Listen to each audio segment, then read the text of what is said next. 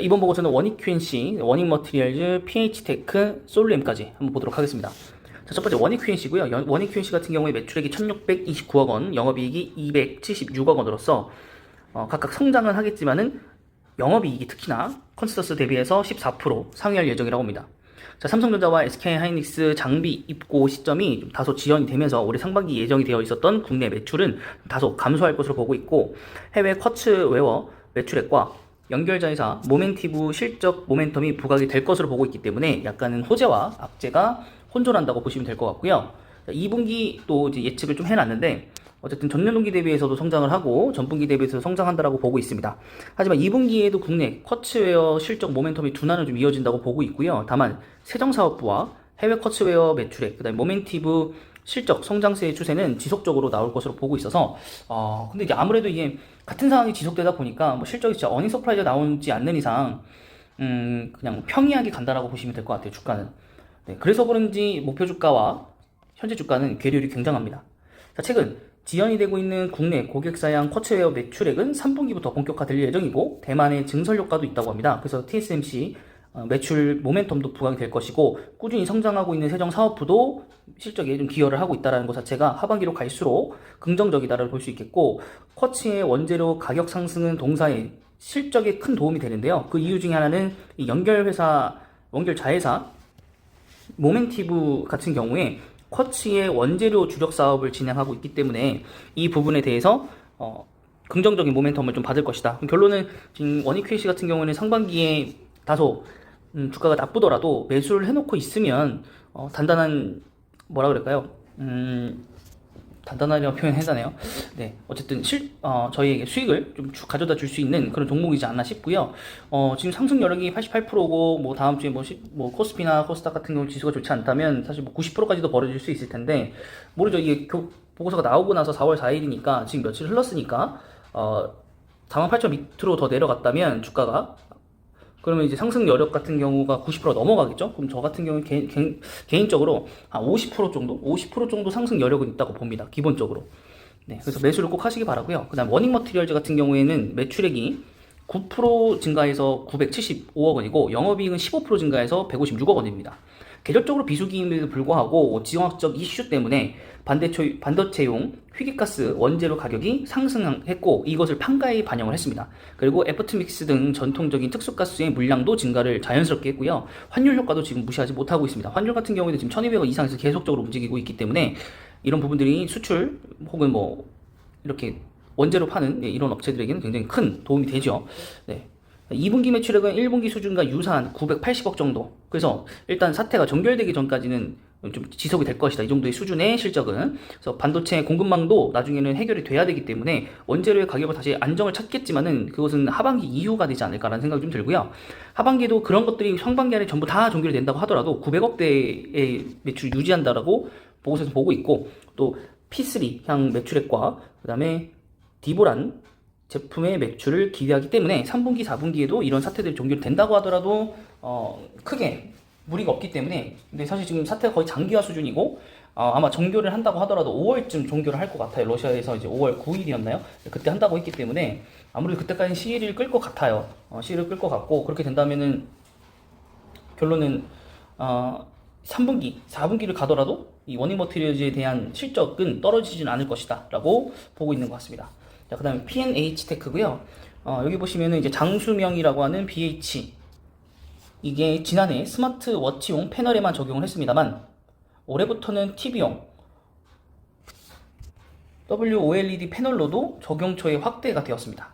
자, 그래서 지난해 48억 원 수준에서 올해는 230억, 엄청나죠? 그리고 24년도까지는 294억 원으로 급증한다고 합니다.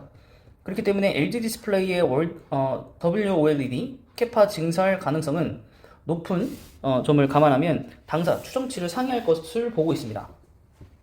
그래서 24년 또 이제 OLED 아이패드 출시 때문에 또 이제 POLED 공급 증가 수혜가 가능하고요. 6패널 기준 3,600만 대 분이 투스택 텐덤 구조까지 고려를 한다면 7,200만 대 분야에 달한다고 하고요. LG 디스플레이어의 1분기 아니죠. LG 디스플레이 1벤더가 될 것으로 보고 있고, POLED 공급량을 약 650만 대로 가정할 경우에 매출 증분 효과는 280억 정도라고 하기 때문에 매출에 정말 큰 도움이 된다라고 볼 수 있겠습니다. 자, 그 다음 마지막 솔루엠입니다. 자, 솔루엠 같은 경우 매출액과 영업이익이 각각 3,226억 원, 그 다음에 134억 원입니다. 자, 컨센서스는 당연히 상회할 것으로 보고 있고요. 전자부품 및 ICT 사업부는 86억 원과 48억 원으로 각각 매출액과 영업이익을 추정하고 있습니다. 영업이익이죠, 둘 다. 전자부품 따로, 그 다음에 ICT 따로. 자, 판가 전이 효과가 1분기부터 반영이 될 것으로 지금 전망을 하고 있었던 거고요. 2분기 같은 경우에는 소폭 상승인데, 그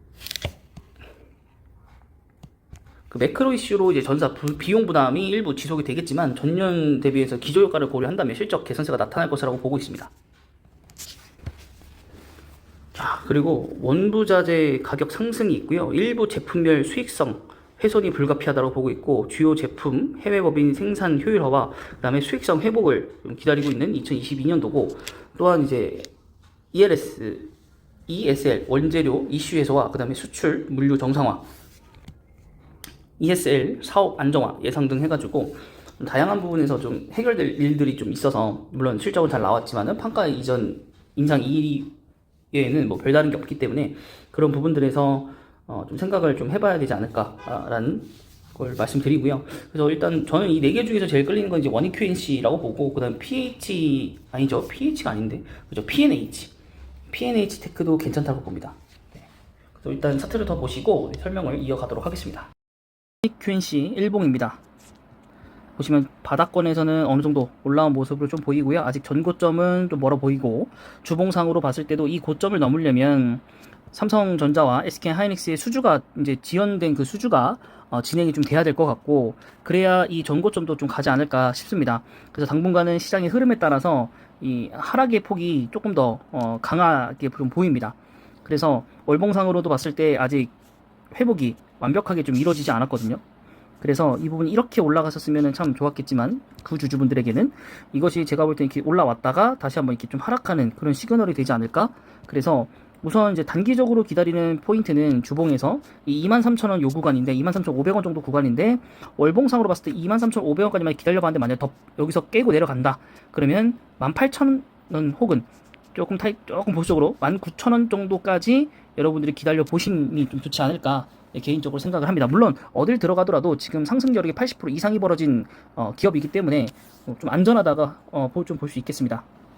그래서 재무표를 보시면은 전혀 나쁠 게 없고, PR은 오히려 점점 내려가고 있기 때문에 굉장히 좋은 회사라고 저는 생각을 하고 있습니다. 자, 두 번째는 이제 원익 머트리얼즈고요. 오늘 강보합세로 좀 마감을 했는데, 여기도 결론적으로는 하반기 가면 갈수록 실적이 조금 빠질 것이다. 왜냐면 지금 현재 수혜를 좀 받고 있는 부분들이 있기 때문에, 그 부분들이 만약에 소멸이 되고 나고 한다면 실적이 과연 뒷받침이 될까에 대한 거. 예, 그래서 일봉상으로는 지금 저점 찍고 올라오고 다시 한번 반등세를 좀 그리면서 올라오고 있는 추세이긴 한데, 이것이 과연 언제까지 이어질 것인가에 대해서 좀 의문이고, 이것이 해결이 돼야만 이 42,000원이었던 고점, 작년 고점을 좀 도달해 볼 수 있지 않을까라는 생각을 좀 하고요. 그래서 월봉상으로도 지금 여기가 역사상 고점이지 않았나 싶고요.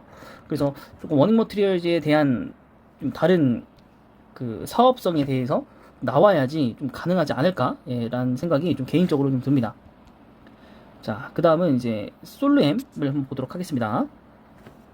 자, 오늘 5% 넘게 좀 하락을 했고요. 고점 맞고 좀 떨어지지 않았나 싶습니다. 네, 이렇게 보시면 좋죠. 네, 뭐 아까 봤듯이 실적 호전과 함께 좀 올라올 것이다 라고 좀 보고 있고, 바닥권 대비해서 10% 정도 이상 좀 올라왔다가 좀 급하게 올라왔기 때문에 조금 주춤하는 모습을 조금 보였습니다.